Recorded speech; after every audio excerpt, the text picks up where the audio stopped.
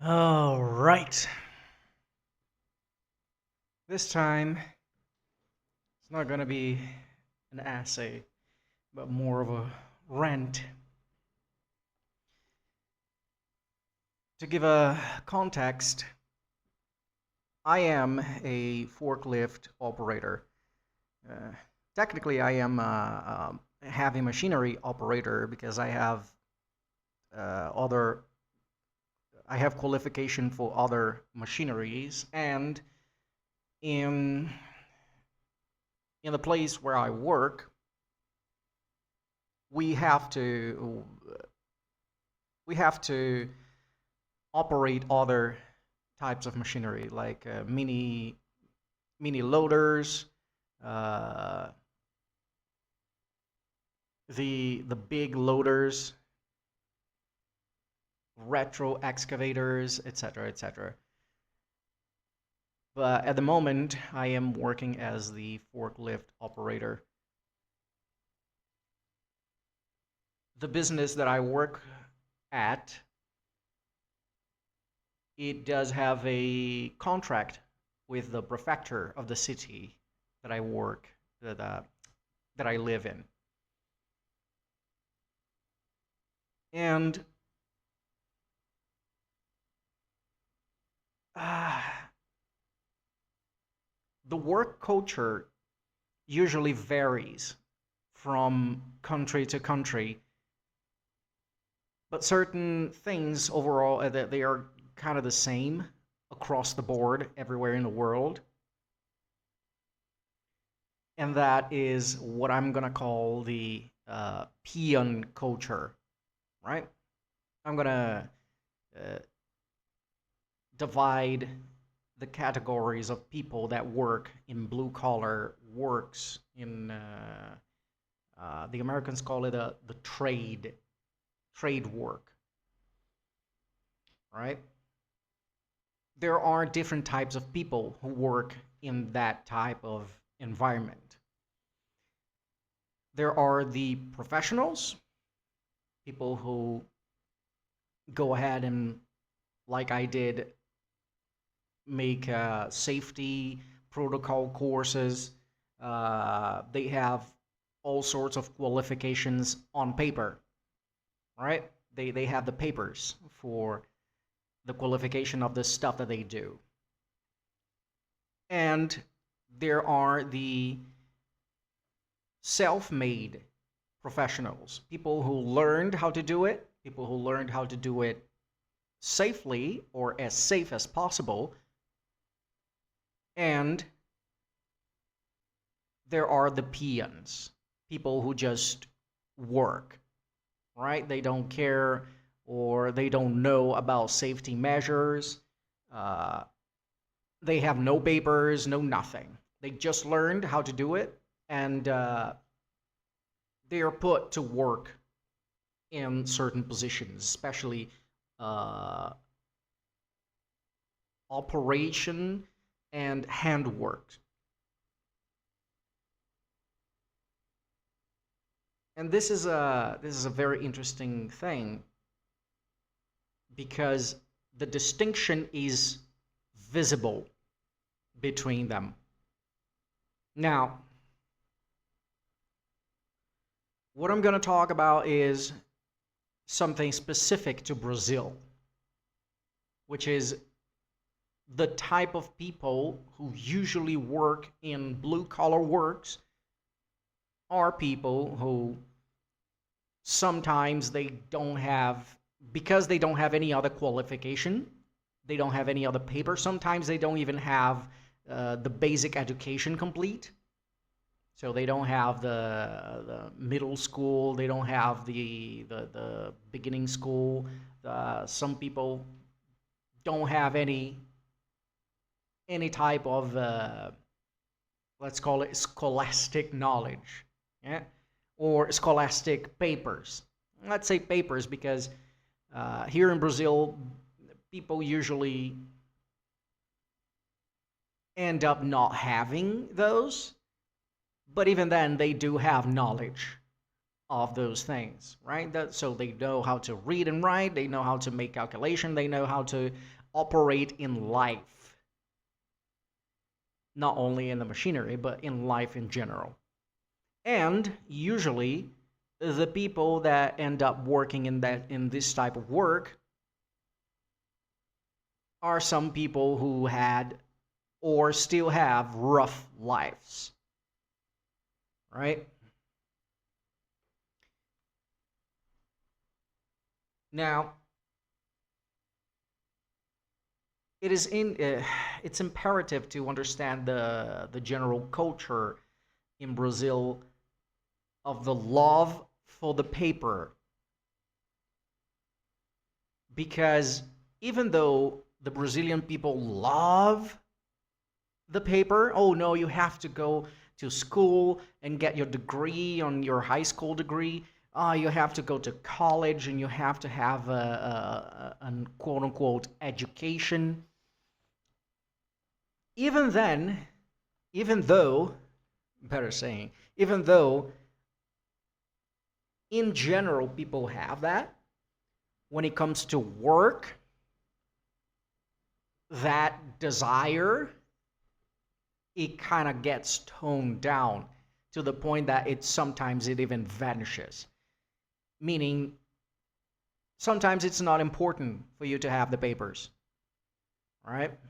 You have to have some qualification, but you don't need a lot of qualification, right? I try to be on the side that has the papers because I like to to do my work in a more qualified state. But not only that, I try to be as safe as possible because working in machine operation, it's a risky job. And I mean in any machinery, from forklift, which is let's call it the simplest one, all the way to uh, hydraulic excavators. Everything is risky. And you hear all sorts of stories of people who suffered accident, and accidents happen basically every day. Somewhere in Brazil, every day someone suffers an accident with machinery, with heavy machinery, right? And it gets to the point that even though we have safety measures and all that, we have the personal safety equipment, we have the safety equipments for people around us. Even then, we have to remember that the peons exist, and those are the ones who tend to suffer the most accident because, like I said, they don't care or they don't know about safety measures. Now, another problem when dealing with people at work and this level of it gets to a level of disdain for safety, especially when dealing with the peons. That if you look at them and you turn to them and you say, "Oh, you better not do that because it's not the correct way to do it," they're gonna scoff at you. And peons here in Brazil are the ones who just absolutely love to go to work in some level of uh, alteration. So they are either drunk or drugged, right? And it gets to the point that if you don't actively try to be safe, you're gonna run them over, you're gonna cause an accident, and you're gonna hurt someone else, right? Or the worst case scenario, you get hurt yourself and you hurt others. Is the absolute worst scenario possible, right? And it's quite interesting to go there and observe how they work and try to make it in the most safe way possible. And by the peons, you get labeled as an annoying person. Oh no, that guy is difficult to deal with. Oh no, that guy is so annoying. Oh my gosh, it's that guy again. And I heard that said by other people about other people, and I had that said about myself. Oh no, you don't have to worry about that kind of stuff. No, no, you do have to worry about that kind of stuff.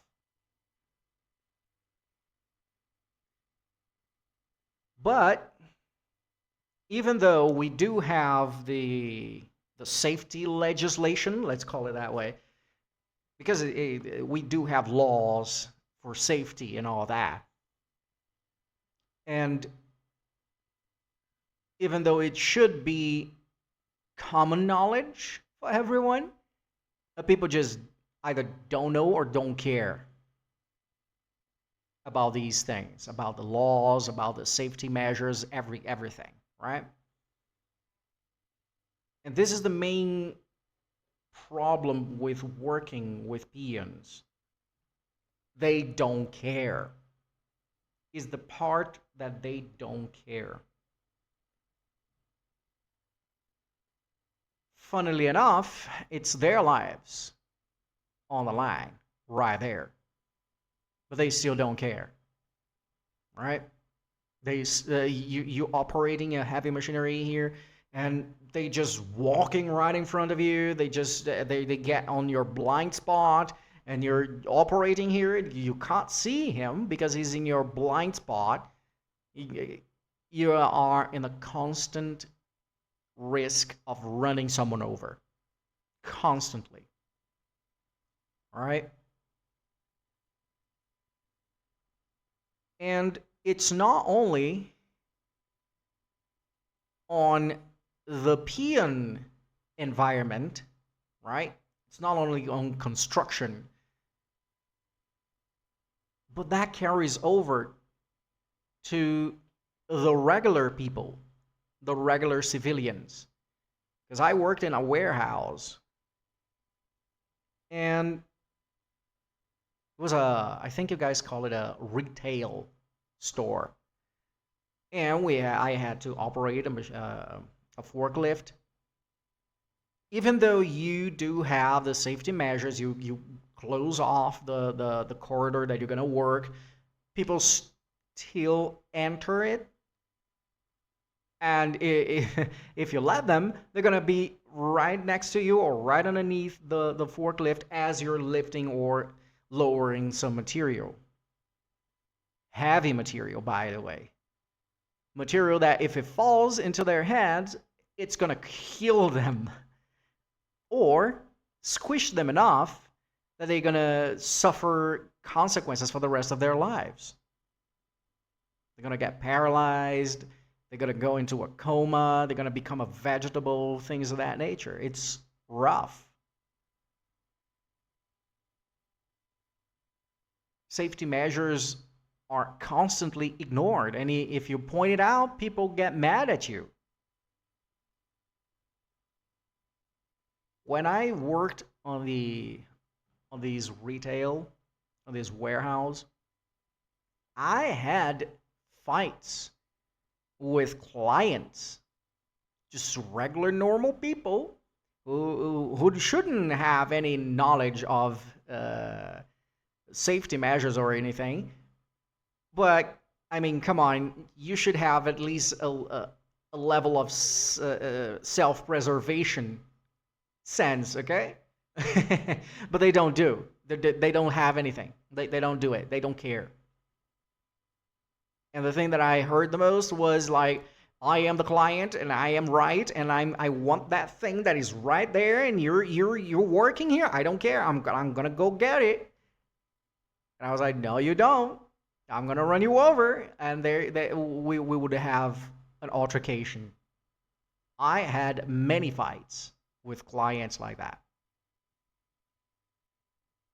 Now it's a little bit better in the sense that at least the peons, even though they don't care, you can talk to them and say, "Hey, get get off, be careful, get away from, go, be far apart from me." They actually go away, even though they go away complaining about you. Ah, you're so annoying. You're so annoying. Oh, come on. What's the worst that could happen?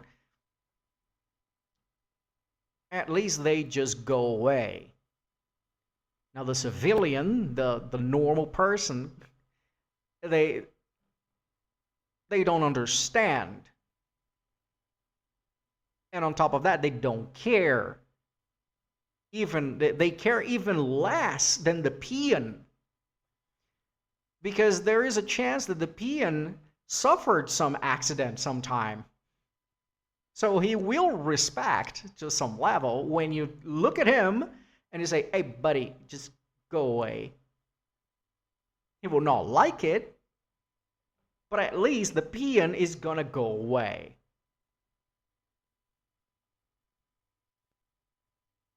It is rough for people who try to be professionals and the people who are self-taught professionals, because the self-taught professionals also try to do things in the most safe way possible, and they also suffer on the hands of the peon. That's why it's important to distinguish the the types of people, because if you ever find yourself working as a blue collar uh, on the trades, you're gonna face these kind of people. You're gonna stumble with them. Now I don't know how it is in other places. I don't know how it is in America. I don't know how it is in Europe.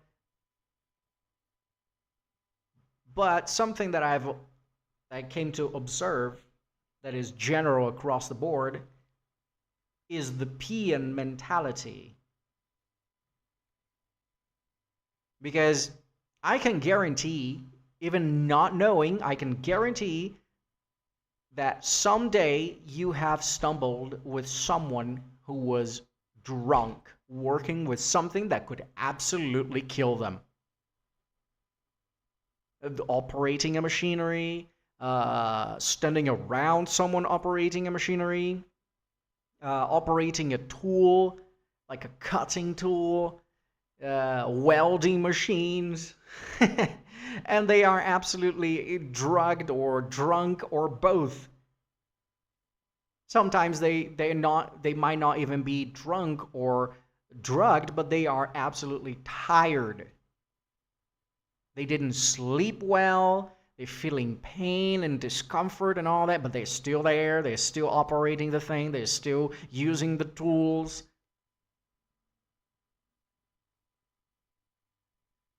It's quite hectic. It's weird.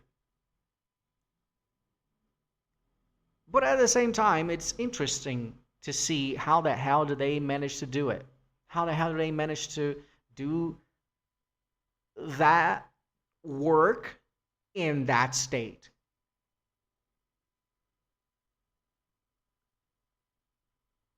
Now, I am going to be fair here and talking about the reality here in Brazil.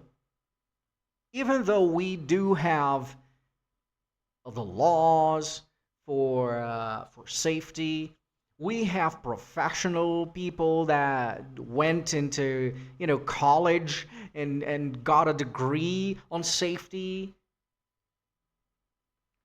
There's a problem, right? When you go to check on how they try to implement the safety measures, unfortunately, the safety measures stumble and stop at reality. So we do have a safe way of operating, for example, a forklift, right? There are things that we shouldn't do ever according to the safety measures. But when you get to reality, that's another story, because reality does not encompass the safety measures in the grand majority of cases, right? So it's either the machinery is not safe enough to be operated. It's literally either an old ass machine that you have to operate and the machine is falling apart. It's either the environment, there is not on the levels of safety, and sometimes it's a mix of both. And I've worked, and when you work on a warehouse, man, boy, oh boy, it is absolutely a nightmare for the professionals of safety, because they try to implement the thing, but come on, it's not possible. It's just not feasible. It's just not doable the way they want, or I should say the way that it should be. All right? It's just not possible. It's just not doable. Let's take the warehouse as an example. Sometimes you have to go pick up something from the I don't know how you guys call it, a palletier. You go pick the something up on the highest part of the thing. The correct way is that you stop right in front of the place where you're gonna get. You just raise the fork, you go forward, you pick it up, and you walk backwards and you lower it down, and then you can move away with the cargo. But in the warehouse, sometimes, most of the time, you don't have space to get in front of the place. So what do you have to do? You have to do the most dangerous thing ever. You have to raise the fork and do the maneuver and pick it up and do the maneuver with the cargo, which could risk you losing balance and falling off. you grab the thing, you do the maneuver, and then you lower it. But that's not the safe way to do it. That's not I know, but what are you going to do? What are you going to do? You can't not do the job. You can not do the work. You're going to look at your manager and be like, "Hey, manager, I'm sorry, but yeah, I can't do it." "What do you mean I can't do it?" "Well, look at this. I can't be in front of the thing and pick it up." "All right, I guess I'm going to hire someone who will do it," because remember that I said that there are the peons, the guys who have no papers, but they operate anyways? Those are the guys that do it. And they do it in the most irresponsible way possible. Always. And those are the guys that the companies are usually going to be like, "This is the guy. This is my guy here. Oh, yeah." They got salivating for these people. Even though there is a high risk of them losing the materials, losing the cargo, because the cargo is going to fall off.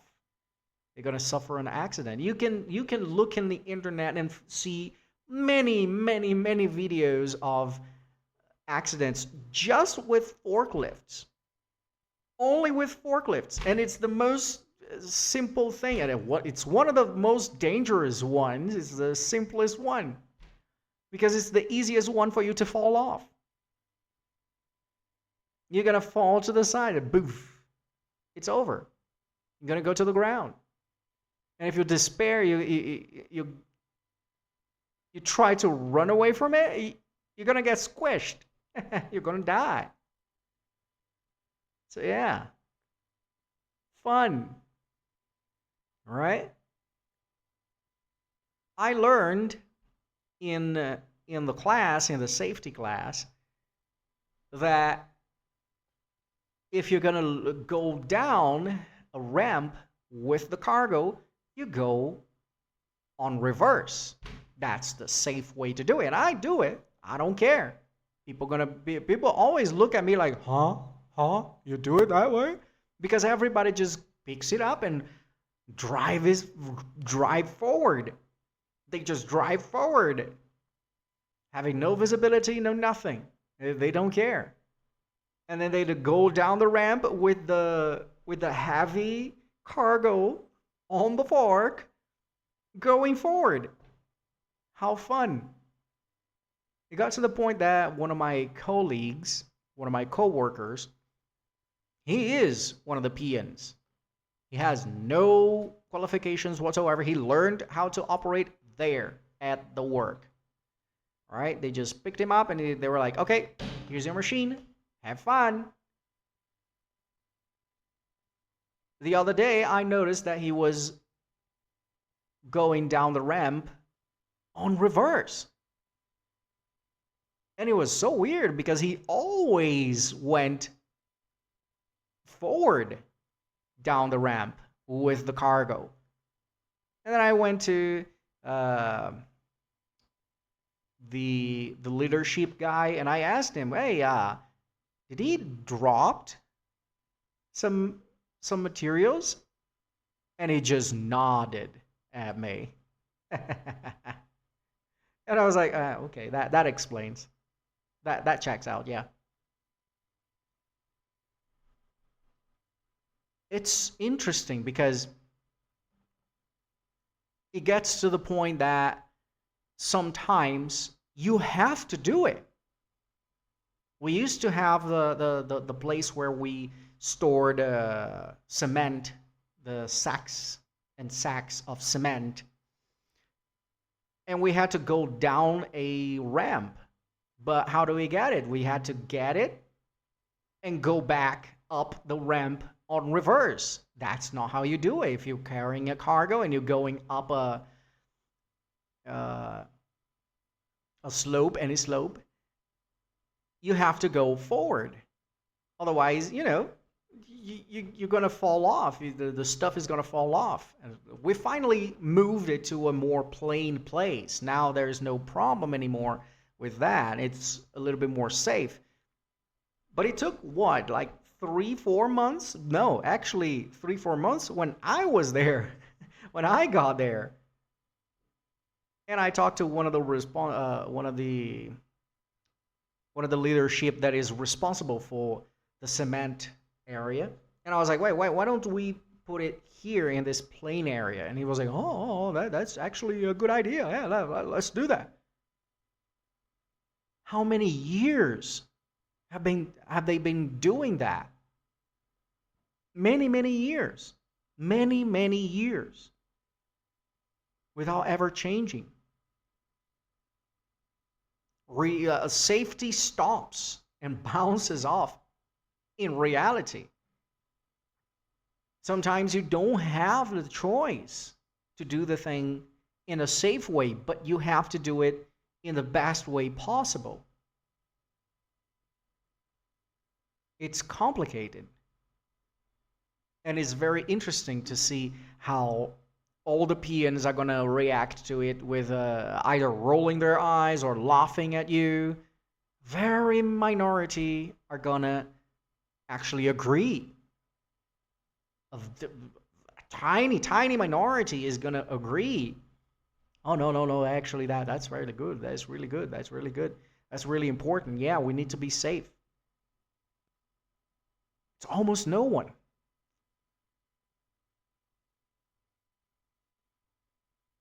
And it's interesting because that again, that's a perspective from here in a third world country where people don't care. People just don't care. All right? From the PM himself all the way to the CEO of the business where you work. They just don't care. They just want you to do the job. No, you have to do the job. You're not going to do the job. I'm going to find someone who will do the job. Oh, okay. And then it's going to break. No. It's not going to break. No, don't worry. No, I don't know what you're talking about. Just do the job. Just shut up and do the job. Uh-huh. And then when the person dies, oh, okay, no, he wasn't good enough. I guess he wasn't good enough of an operator. That's the response.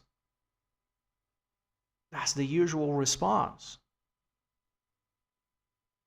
The machine is falling apart. But if you suffer an accident or if you break something, all of a sudden, no, you're not a good operator. If it were someone else, it would be great. I did work for, I stood there just a week because everything was so bad that I was like, no, I'm not gonna do it because if something happens, it's gonna fall on me and I'm not gonna take the blame. The machinery, the forklift was falling apart. It was so old. It was the oldest thing I've ever seen, I've ever touched. And the materials were stacked one on top of the other, way too high. And you have to understand that it was ceramic material, one stacked on top of the other. And I was like, I'm sorry, boss, but the chance of accident here is 90%. And she looked me dead in the eye and she said, I don't agree. And I just smiled and said, well, the sky is still blue. I literally said that to her. You agreeing or not with me does not change that it is 90% a chance of causing an accident. So I'm not gonna stay here. Goodbye. I just walked away. I just walked away from her. No, did not. I did not stood there. No. Many times I went there to pick up the thing and I was sweating to pick up the ceramic thing. And I was like, yeah, no, it's gonna break. And you go to stack one on top of the other and you can hear the creaking of the weight. And you put it up and then you just the little creaking sound. And I'm like, yeah, this thing is gonna break. This thing is gonna break. Any touch, it's gonna break. And I'm not gonna pay for it at all. Nah. Goodbye. So yeah, it's fun. It's fun. Risking your life is fun. You should try. You should absolutely try. I'm a get out of here. I'm gonna get out of here. Go find a trade that calls to you, to your heart, and go learn more about it. And then go ahead and do it. Risk your life. It's very nice. I'm out of here.